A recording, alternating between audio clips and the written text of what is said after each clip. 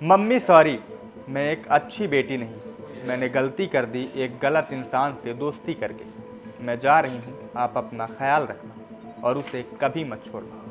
ये आखिरी मैसेज है 19 साल की स्नेहा उर्फ जिया की, जो अब इस दुनिया में नहीं। यूपी के उरई जिले में मोहल्ला गणेशगंज में शनिवार की देर रात एक 19 वर्षीय लड़की ने अपनी मां को ये मैसेज करके फांसी लगाकर अपनी जान दे दी। स्नेहा बीएससी फाइनल ईयर की छात्रा थी, जो पिता की मौत के बाद अपनी मां के साथ घर चलाने के लिए एक जिम में रिसेप्शनिस्ट का काम करती थी और उसी जिम के एक जिम ट्रेनर के साथ उसकी दोस्ती थी। उसका नाम था हिमांशु यादव। स्नेहा ने शनिवार की देर शाम अपने घर पर ही चादर का फंदा बनाकर फांसी लगा ली, जिससे दम घुटने से उसकी मौके पर ही मौत हो गई। जिस वक्त ये घटना हुई उस वक्त जिया घर पर अकेली थी। उसकी मां पार्लर में काम करने गई हुई थी, वहीं उसका छोटा भाई मयंक भी किसी काम से बाहर गया हुआ था।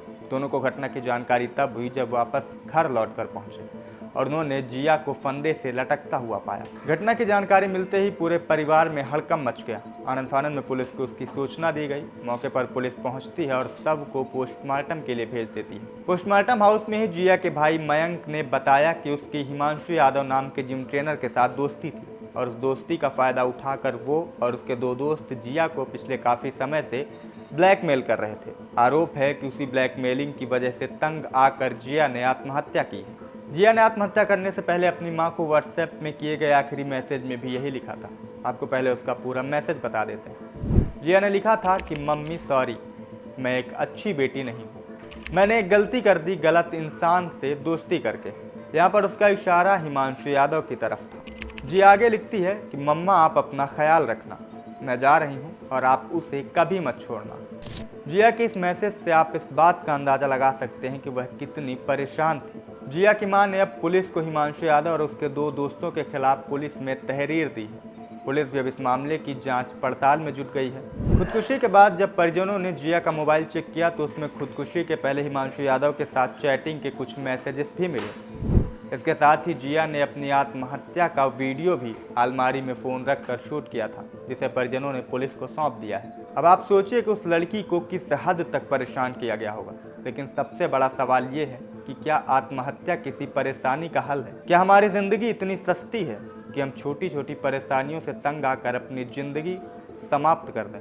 और उससे भी बड़ा सवाल ये है कि हम कैसे एक ही छत के नीचे रहते हुए भी अपनों से इतने दूर हो गए हैं कि हमें उनकी परेशानियों के बारे में, उनके दुख दर्द के बारे में पता ही नहीं चल पाता। हम कहने को तो एक साथ रहते हैं, लेकिन हमारे बीच दूरियां इतनी अधिक हो चुकी हैं कि अब हम सामने वाले के चेहरे की मुस्कुराहट के पीछे का दर्द ना महसूस कर पाते हैं, ना कभी उसे जानने की कोशिश करते हैं।